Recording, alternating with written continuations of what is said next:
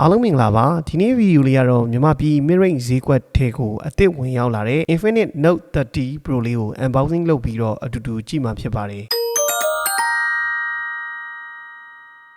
iNfinix Note 30 Pro မှာပါဝင်လာတဲ့ MediaTek G99 SoC ဟာ Note 30နဲ့အတူတူပဲတက်ဆင်ထားတာဖြစ်တဲ့အတွက် user တော်တော်များများသဘောမကျဘူးဆိုပေမဲ့ Pro Series line up မှာတော့တိုးတက်လာတဲ့အချက်တွေရှိပါတယ် Display ဘိုင်း Big Quality ဘိုင်း Charging ဘိုင်းတွေမှာတော့တိတိသာသာတိုးတက်လာတယ်လို့ပြောလို့ရပါတယ်ဖုန်းရဲ့ Big Quality ဘိုင်းအနေနဲ့ဆိုရင်ဖုန်းရဲ့ဘေးပေါင် frame တွေကို NCPM process လုပ်ထားတဲ့ဘေးပေါင် frame တွေအသုံးပြုထားရုံသာမကဘဲနဲ့ Note Series ထဲမှာပထမဆုံး Glass back cover နဲ့ထွက်လာတဲ့ဖုန်းဆိုပြီးတော့သူ့ရဲ့ site မှာညွှန်းဆိုထားတာကိုတွေ့ရတယ်။ဖုန်းရဲ့အကျန်းခံနိုင်မှုအတွက်လည်း IP53 rating ပါဝင်တာကိုတွေ့ရပါသေးတယ်။ All round fast charge ဆိုပြီးတော့သူ့ရဲ့ site မှာကြော်ညာထားသလိုပဲ 68W fast charging ပါဝင်သလို mid-range ဖုန်းနေမှာတွေ့ရခဲ့တဲ့ wireless charger စနစ်ကလည်းဒီဖုန်းမှာပါဝင်မှာဖြစ်ပါတယ်။နောက်ထပ်အကောင်းတဲ့အချက်ကတော့ wireless reverse check ကို support ပေးသလို gamer တွေသဘောကျတဲ့ bypass charging စနစ်လည်းပါဝင်ပါတယ်။ပါဝင်တဲ့ 9000 mAh battery ရဲ့ battery cycle ကောင့်1000အကြိမ်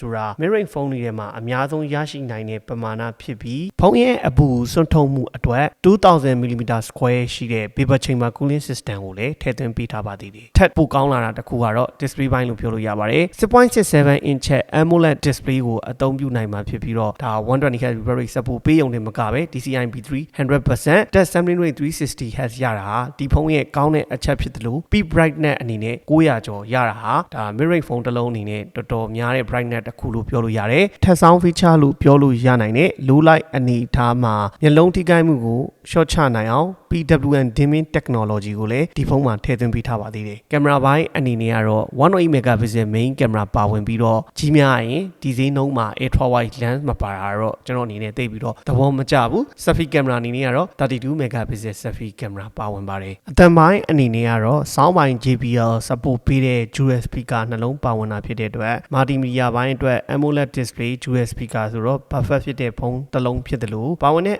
SoC G99 ကလည်းကျွန်တော် daily usage အတွက်ကတော့ကောင်းကောင်းအသုံးပြုနိုင်သေးတဲ့ဖုန်းတစ်ခုဖြစ်ပါတယ်အဲ့တော့ mid-range ဈေးကွက်ထဲမှာ iNfinix ရဲ့ premium big quality all round fast charge ဆိုပြီးသူ့ရဲ့ကြွယ်ထားတဲ့ iNfinix Note 30 Pro ဟာဘယ်လောက်ထိလှတော့ဘယ်လောက်ထိအလုပ်ဖြစ်နိုင်တော့ unbox လုပ်ပြီးတော့အတူတူကြည့်လိုက်ရအောင်ပါ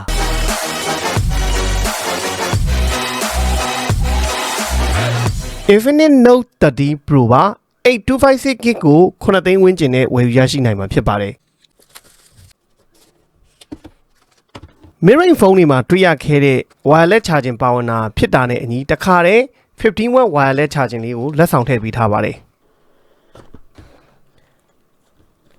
ကျွန်တော်ပါတဲ့ specification တွေကိုလည်းဒီမှာအကျန်းရေးပေးထားပါတယ်ပြီးတော့မှကျွန်တော်ကြည့်မယ်ဒါလေးခဏထားလိုက်အောင်မယ်မှန်မကွဲလက်ဆောင်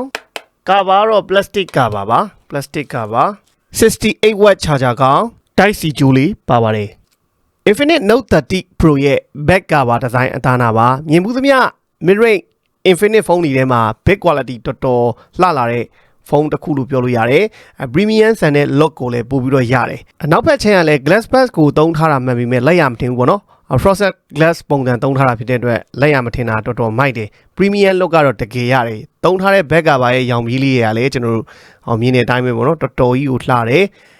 ကင်မရာကတော့ student ပုံစံ4000 watt ဆန်ဆန်လေးလုပ်ပြီးထားရတယ်ကျွန်တော်အနေနဲ့ကတော့သဘောကျတယ်ကင်မရာ108 megapixel main camera ပါမယ်2 megapixel macro camera ရဲ့2 megapixel depth sensor ရဲ့ပါတယ်ဒီဘက်မှာတော့ကျွန်တော် iNfinix logo လေးပါတယ်ပေါ့ကျွန်တော်2023မှာတွေ့မြင်နေကြဖုန်းတွေရဲ့ထုံစံပုံစံအတိုင်း back cover လဲ flat design ဒီ frame တွေကလည်း flat ပုံစံလုပ်ထားတယ် iNfinix Note 30 Pro ရဲ့ big quality ကိုပုံမကောင်းမွန်စေတဲ့အချက်ကတော့ NCPM process လုပ်ပြီးထားတယ်ပေါ့ဒီဘေးပေါင်တွေကိုအဲ့တော့ပို့ပြီးတော့ကျွန်တော်ကြာရှည်ခံပြီးတော့ဆေးရောင်ပြန်လွှင့်မှုကိုခံနိုင်တဲ့အနေအထားမှာရှိရဲ။နောက်ဖုန်းရဲ့အကျန်းခံနိုင်မှုတွေက IP53 rating ပါဝင်တာကိုကျွန်တော်တို့တွေ့ရတယ်။ဖုန်းရဲ့အထူအနေနဲ့ 8.2mm ပဲရှိပြီးအလေးချိန်က203 gram ပဲလေးတယ်ပေါ့။ဒီအပေါ်ဘက်မှာတော့ကျွန်တော်တို့ speaker တစ်လုံးပါမယ်။ပါတဲ့ speaker ကလည်း sound ပိုင်း JBL ပေါ့နော်။အဲ့တော့ dual speaker ပါပြီးတော့အသံပိုင်းအတွက်လည်းကျွန်တော်တို့မိုက်တယ်ဒီဘက်ကတော့ကျွန်တော် sync slot လေးထည့်ပေးထားတာကိုတွေ့ရတယ်အောက်ဘက်ချမ်းမှာတော့နှက်ချက်ပေါက်ပါမယ်ပေါ့အားလုံးကြိုက်တယ်နောက် mic ပါမယ် type C ပေါ့ပါမယ်နောက် speaker တစ်လုံးပါမယ်ဒီဘက်ပြီးမှာတော့ကျွန်တော်တို့ power button မှာပဲ side of fingerprint လေးထည့်ပေးထားတယ် volume up down ပါမယ်ပေါ့ဖုန်းကတော့တကယ်လုံးဝ premium လို့ရတဲ့ဖုန်းလို့ကျွန်တော်တို့ပြောလို့ရပါတယ် အဲ့တော့ power ဖွင့်ကြည့်မယ်ပေါ့ display အနေနဲ့ကလည်း 6.67 inch AMOLED display ကိုအသုံးပြုနိုင်မှာဖြစ်တယ်လို့ DCI-P 300% support ပေးသေးတယ်နောက် 120Hz refresh rate ပါတာအဲ့ဒါတွေကတော့မိုက်တဲ့အချက်ပေါ့နော် selfie camera ကတော့ 32 megapixel selfie camera ပါဝင်ပါတယ်ပေါ့ချင်းနေ bezel တွေက तू ကညွှန်းထားတာတော့တော်တော်သေးသွားတယ်လို့ပြောတယ်ပေါ့ဒီဘေးပေါင် bezel လေးက 1.4 mm ပဲရှိတယ်ဒီအောက်ကချင်းကတော့ 2.3 mm ပဲရှိရဆိုပြီးတော့ तू ကညွှန်းထားတယ်သူ့ရဲ့ site မှာအတိအကျပေါ့အဲ့တော့တကယ်လဲကျွန်တော်တို့ဒီရှေ့ပိုင်းနောက်ပိုင်းပေါ့နော်ဘေးပင်ညာအားလုံးမှာ big quality ဘိုင်းကိုအထူး view site ပြီးလုပ်ပေးထားတာဟာ Note 30 Pro ရဲ့အရင်မိုက်တဲ့ချက်ပါSoC ကတော့ MediaTek G99 ပဲပါတယ်။နောက်ဒီပဲ wireless charging ပါတာတော့ကျွန်တော်တခါတည်းပြီးရင်ဒီလိုလေးတင်ပြီးတော့စမ်းပေးမယ်နော်။ iNfinix Note 30 Pro ရဲ့ဒါမြင်ရတဲ့ display အနေထားပေါ့နော်။ peak brightness ကလည်း900ကျော်ဆိုတာဒါကျွန်တော်တို့သုံးမဲ့ဘူးတဲ့ iNfinix ဖုန်းတွေထဲမှာတော်တော်ကြီးကို brightness များတဲ့ဖုန်းကောင်းတဲ့ဖုန်းလို့ပြောလို့ရတယ်ပေါ့နော်ဒီမှာကြည့်လိုက်ပါနော် peak brightness 900နစ်ကတော်တော်ကြီးမိုက်တယ်အဓိကလည်း DCI-P 300% ပါတာဖြစ်တဲ့လဲ color saturation ဘိုင်းပါညာကျွန်တော်တို့အရင်ကြီးများစရာမရှိတော့ဘူးပေါ့နော်အရင်တော့ဆို Infinix ဖုန်းရဲ့ display ကကျွန်တော်တို့ကဘယ်လိုမုံမွေး66ကြီးဒါမှမဟုတ်အရောင်ကြီးက saturation မဖြစ်ဘူးပါညာပြောတဲ့အနေထားမေးလိုက်လို့ရပြီမိုက်တယ်အဲ့ဒါကတော့လုံးဝ perfect ဖြစ်သွားပြီနောက်ပါတဲ့ spec တွေကကျွန်တော်တို့ဖုန်းရဲ့ spec တွေကိုကျွန်တော်ဒီမှာပြပေးအောင်မယ်ပေါ့နော် Android version 13နဲ့သုံးရမယ် Helio G99 နဲ့ပဲလာမယ်32 megapixel selfie camera 108 megapixel travel camera RAM 8 ကိုမှ memory extension ကကျွန်တော်တို့ 8GB ရတာဖြစ်တဲ့အတွက်RAM 16အနေနဲ့ထားပြီးသုံးလို့ရမယ် ROM က 256GB battery 5000 mAh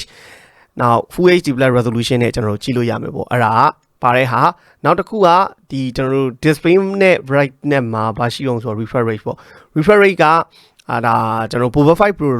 မှာလိုမျိုးပဲပေါ့နော် 60Hz 90Hz 120Hz စိတ်ကြိုက်ထားလို့ရတယ်ကျွန်တော်ဒီမှာ 120Hz နဲ့ပဲထားခဲ့မယ်ဒီကောင်မှာလည်းအတူတူပဲကျွန်တော် ultra test ဆိုတာပါတယ်ပေါ့ပို့ပြီးတော့ touch sensitivity မြန်ခြင်းနဲ့ဟိတ်ဆိုရင် swipe speed မှာ ultra fast တို့ motion speed မှာ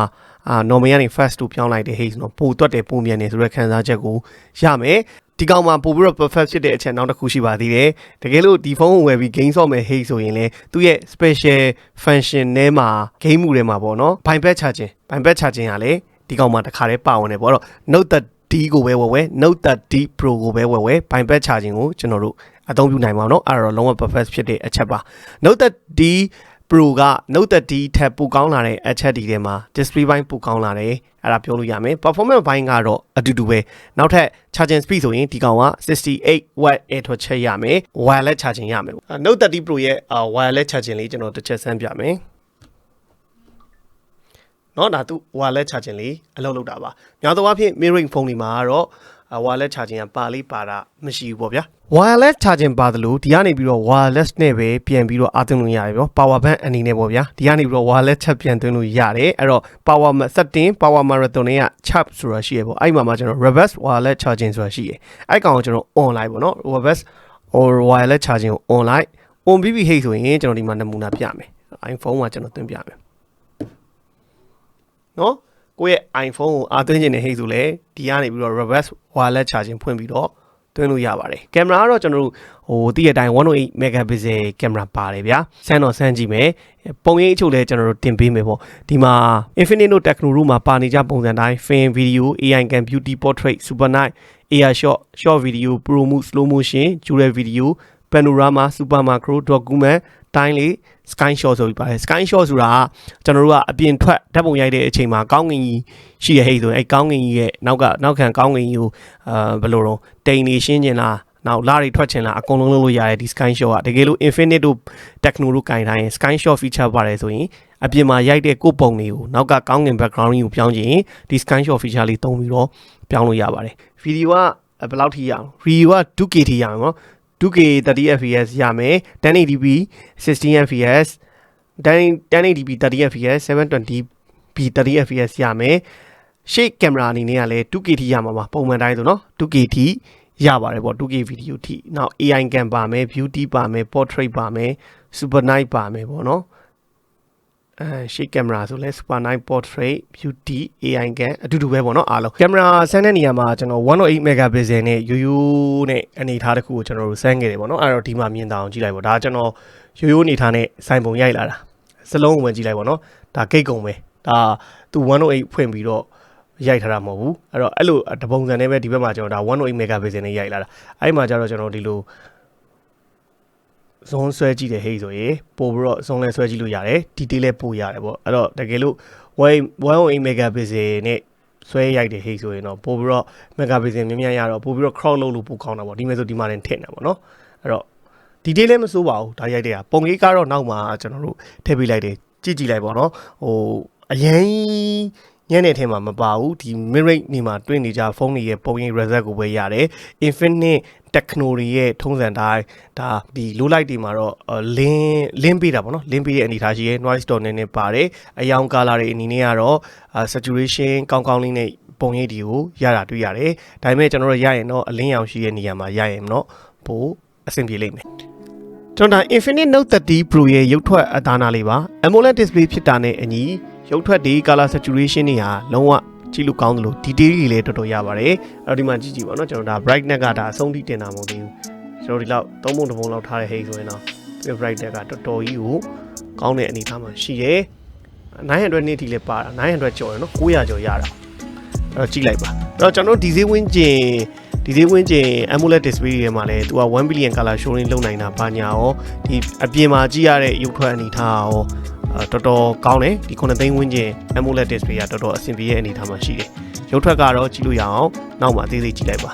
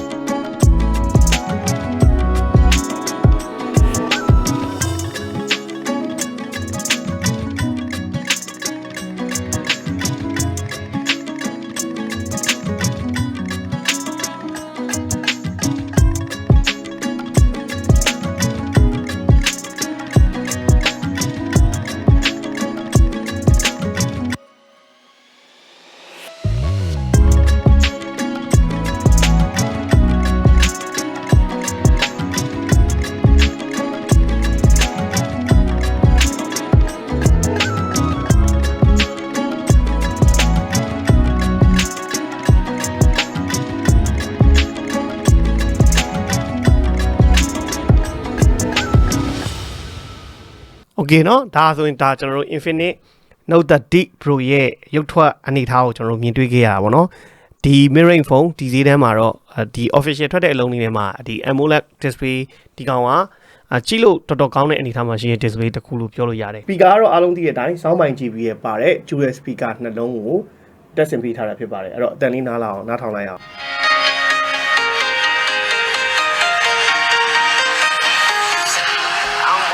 တန်တော့ဒါအခြေဆုံးပဲပေါ့နော်ဒီအခြေဆုံးပဲအဲ့ထက်ချဲလို့တော့မရတော့ဘူး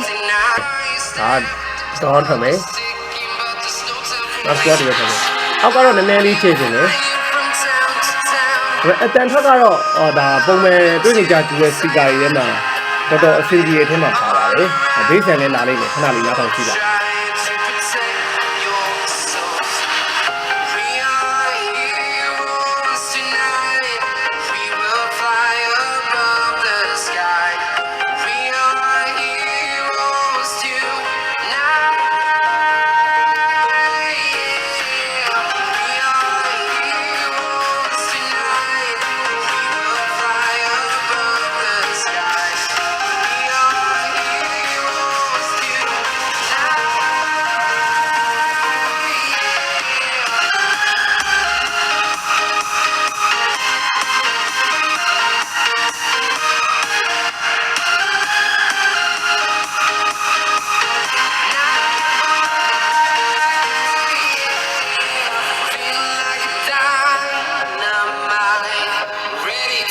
ဒါတော့ကျွန်တော်တို့သူ့ရဲ့အတန်ပေါ့နော်အတန်ကလည်းကျွန်တော်တို့တော့ perfect ပါဒီ dual speaker ကအဆင်ပြေပြေနားထောင်လို့ရတဲ့အထဲမှာပါတယ်ပေါ့နော်အဲ့တော့ AMOLED display dual speaker နဲ့ AC multimedia ခံစားလို့ရတယ် Infinix Note 30 Pro မှာရမယ့် mobile legend setting မှာgraphic အနေနဲ့ ultra ထိပွင့်ပြီးတော့ refresh rate ကကျွန်တော်တို့ super ထိရတာကိုတွေ့ရပါတယ်အဲ့တော့အဆင်ပြေပဲပေါ့နော် mobile legend ဆော့မဲ့သူအနေနဲ့ဆိုရင်တော့အကုန်လုံးနီးပါးကကျွန်တော်တို့ Note 30မှာရတဲ့ graphic setting တွေနီးပါးအကုန်ရပါတယ်အဲ့တော့ G99 မှာရတဲ့ဒါ graphic setting မှာကျွန်တော်နောက်ရက်မှာတော့ gaming test လုပ်ပြီးဖို့လိုရင်လည်းပြောခဲ့ပါတော့ကျွန်တော်စမ်းပေးထားပါမယ်ကျွန်တော် graphic and audio မှာမြင်တဲ့အတိုင်းပါနော် HD ဆိုရင် high ရမယ် balance ဆိုရင် ultra ပေါ့ balance ultra smooth ultra ရမယ်အဲ့တော့ကျွန်တော်ဒီထဲမှာ gyro ပေါ့လားမပေါ့လားတစ်ချက်စမ်းကြည့်ရအောင်နော် gyro always on လုပ်ပြီးတော့စမ်းကြည့်လိုက်မယ်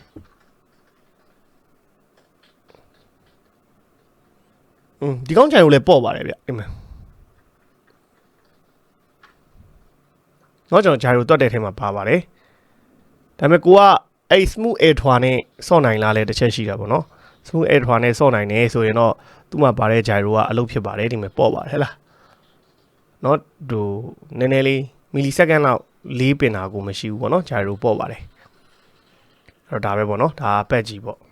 စမ်းဖို့လိုရင်တော့ကျွန်တော်နောက်ရက်မှအသေးစိတ်ပြန်စမ်းပြပါမယ်ဒီနေ့ကျွန်တော်တို့ Infinix Note 30 Pro လေးကို unboxing လုပ်ပြီးတော့ first impression နေနဲ့ပြောရရင်အရှိမပြောခဲ့လို့ပဲပေါ့နော်ဟို G99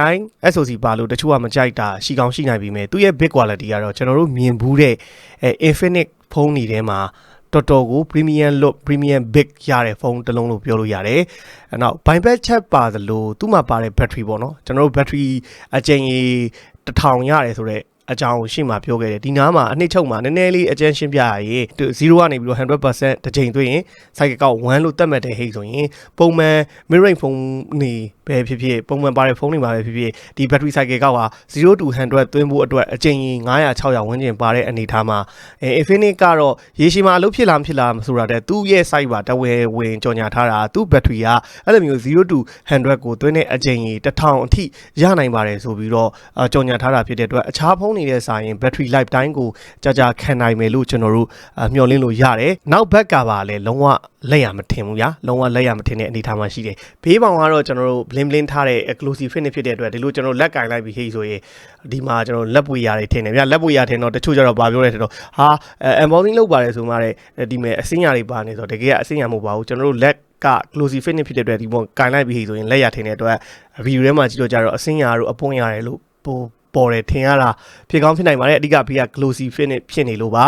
ဒါကတော့ big quality အဲ့တော့ big quality ဘိုင်းကတော့ပြောစရာမရှိအောင်တကယ် premium လို့ premium ခံစားချက်ရအောင်ဟိုတွေ့ရတယ်ပေါ့နော်ဘက်ကပါလဲဒီနေအောင်ထဲမှာလေးလို့ပြောင်းလိုက်တဲ့ဟိဆိုအယောင်ပါညာပြောင်းသွားတယ်ပုံမှန် daily usage သုံးဖို့အတွက်ကတော့ G99 က okay အားလုံးအဆင်ပြေတယ်နောက်သူ့ရဲ့ဒီ Infinix ကော Techno ရောနှစ်ခုလုံးကCore recorder သုံးဖို့အတွက်ဆိုလဲ Core recording တဲ့အဆင်ပြေတဲ့အနေအထားမှာရှိတယ်ပေါ့နော်အသံဖမ်းနေသည်လို့မအော်ဘူးတကယ်နောက်ထပ်ကောင်းတာသူ displayကAMOLED display ကိုမှ DCI MCU 100% လုပ်ပြီးတော့ 100Hz refresh rate လည်း support ရတယ် touch sampling rate လည်း 360Hz လို့တော့လုံးဝ perfect အနေအထားမှာရှိတဲ့ဖုန်းလို့ပြောလို့ရတယ်Infinix fan တွေဟိဆိုရင်ဟိုတကယ်လို့ကိုက Note 30 နဲ့ Note 30 Pro ရွေးချယ်ရမယ်ဟိဆိုရင်တော့ performance ဘိုင်းကိုကြည့်ပြီးတော့Note 30မှာတင်ချိန်နဲ့လို့ရတယ်ကိုကဒီ premium big quality နဲ့ဖုန်းကိုကိုင်းခြင်းနဲ့နောက်display ကောင်းကောင်းလေးနဲ့ multimedia ခံစားခြင်းနဲ့ဟိဆိုရင်တော့ဒါ Infinix Note 30 Pro ထိတက်ဝယ်ပါလို့ပြောရင်လည်းဒီနေ့ unboxing ကိုကျွန်တော်ဒီမှာတင်အဆုံးသတ်ပါမယ်အားလုံးဘိုင်ပါခင်ဗျာ